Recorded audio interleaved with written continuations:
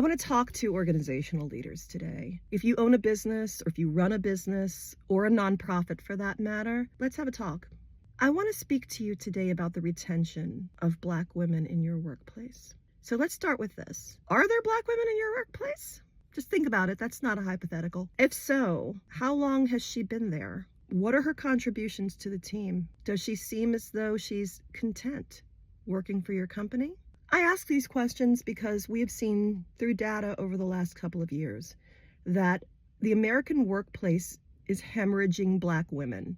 It's not that we're not working, it's that we're not working for you. What we're finding in large numbers is that Black women come to work for white-led organizations with the best of intentions and the strongest of resumes. Within a year to a year and a half, many Black women feel such dissatisfaction with those workplaces that they either are actively seeking employment other places, or they have started to withhold some of the enthusiastic participation that you may have seen in the very beginning of their employment. Part of this is because across racial lines, across gender lines, most Americans fail to understand dissatisfaction when they see it in Black women. There's a strange expectation in our society that an angry Black woman raises her voice, gets in your face.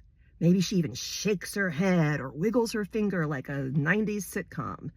That's not what an angry Black woman looks like. That's not what a dissatisfied Black woman looks like. When the Black women in your workforce shut down, fail to make the same sorts or qualities of contribution that they did when first hired, start floating their resumes around, it's typically not because they're just not the great fit for your company. It's because there's something that's going on in your company culture that needs to be fixed. When you can't keep Black women on a board of directors because they suddenly have calendar conflicts or lifestyle conflicts, and the door just revolves because no one stays, it's generally because you have a culture issue and it needs to be addressed. HR processes are not cheap. You and I both know that every time that sister leaves that position and you have to do a search to find a new person to replace her, that's costing you money.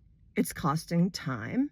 And those people who make up the search committee have to abandon their regular duties, at least to some extent, just to make up for the fact that you didn't know how to create a climate in which people who don't look or interact with the world like you do are able to have their work flourish. So there's a huge workforce out here, and it's got talent, and it can take your company places that you don't even know. But does that workforce want to work for you?